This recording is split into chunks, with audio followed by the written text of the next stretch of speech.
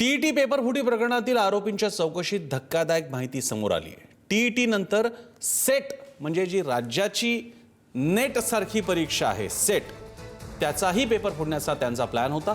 सहाय्यक प्राध्यापक भरतीची सेट परीक्षा हे पुढचं लक्ष्य होतं। मुख्य आरोपी बिजेंद्र गुप्तांनी चौकशीत महत्त्वाची माहिती दिल्याचा दावा होता। देशभरातील मुद्रणालयातील कर्मचाऱ्यांना हाताशी धरून प्रश्नपत्रिका बाहेर काढण्याचे प्रकार होत असल्याचा पोलिसांनी दावा केलाय। पेपर फुटी रॅकेटचे देशव्यापी नेटवर्क त्यामुळे उघड होण्याची शक्यता आहे।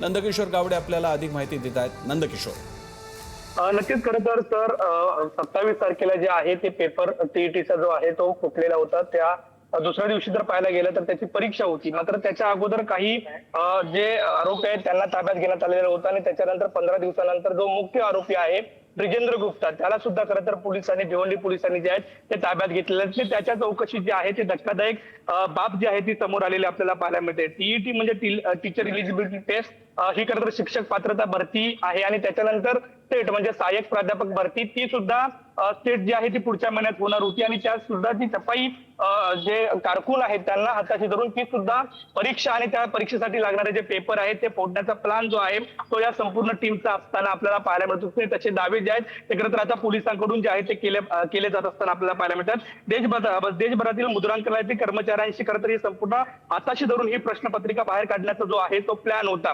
ऑनलाईन पद्धतीने परीक्षा केंद्रावरती नियंत्रण मिळून उमेदवारांना ती जी उत्तर आहेत ती पुरवली जात असल्याचं सुद्धा पोलिसांचं म्हणणं आहे। त्यामुळे स्टेट प्रश्नपत्रिका जी आहे ती फुटलेलीच होती, मात्र पुढची जी प्रश्नपत्रिका होती ती खरं तर स्टेटची होती, टीईटीची फुटली होती, पुढची स्टेटची होती। त्यामुळे पुढच्या महिन्यात खरं तर स्टेटची परीक्षा आहे, त्यामुळे एक मोठा आनंद जो आहे तो टळलेला आहे असं म्हणता येईल। आज पुन्हा एकदा या संपूर्ण आरोपींना कोर्टात जे आहेत ते हजर केले जाईल। गेल्या 4 दिवसापूर्वी जर पाहायला गेलं तर या संपूर्ण आरोपींना जे आहे ते पोलीस कस्टडीमध्ये घेण्यात आलेलं होतं। त्यामुळे या 4 दिवसाच्या पोलीस कस्टडीमध्ये नेमकी कोणती माहिती आली ही कोर्टासमोर मांडली जाईल। मात्र सध्या एक मोठा जो दावा आहे तो पोलिसांकडून करण्यात येत असताना आपल्याला पाहायला मिळते।